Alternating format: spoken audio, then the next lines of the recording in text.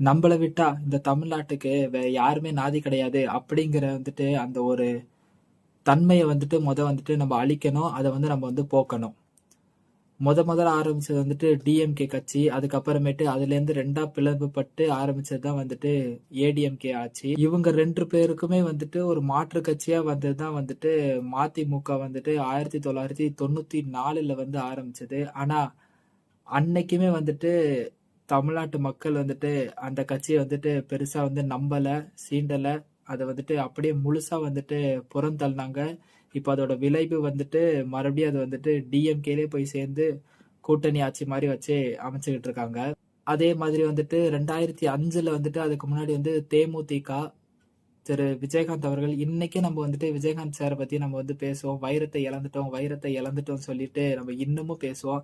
அவர் கொஞ்சம் ஆக்டிவா இருந்திருந்தா, அவர யாராவது நம்பி ஓட் போட்டிருந்தால், அவர கட்சி தனியா ஆக்கியிருந்தால், அவர் வந்துட்டு இன்னும் என்னென்ன செஞ்சிருப்பாரு அப்படி சொல்லி இன்னமும் நம்ம நினைச்சு பார்க்கிறோம்.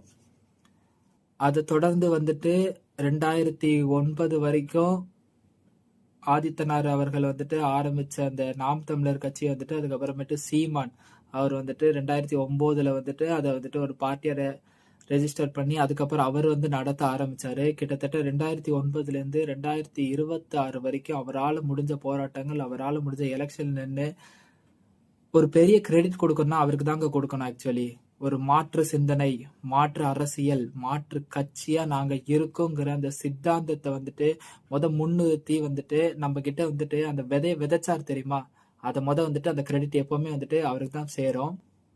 ஸோ அதே மாதிரி இப்போ 2026லயும் வந்துட்டு டிவிகே தமிழக வெற்றி கழகம் விஜய் அவர்கள் ஆரம்பிச்சிருக்காங்க.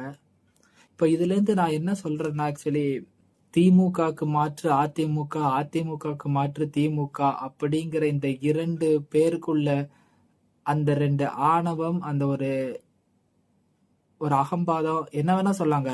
இவங்களை விட்டா இவங்களுக்கு மாத்தி நமக்கு தான் ஓட்டு போடுவாங்க. இப்ப நம்ம இருக்கோமா ஆச்சு, அடுத்து நம்மளை விட்டா அடுத்து இவங்களுக்கு தான் ஓட்டு போடுவாங்க, பிரச்சனை இல்லை அப்படிங்கிற மாதிரி அந்த ஒரு சிந்தனையை உடைக்கணும்.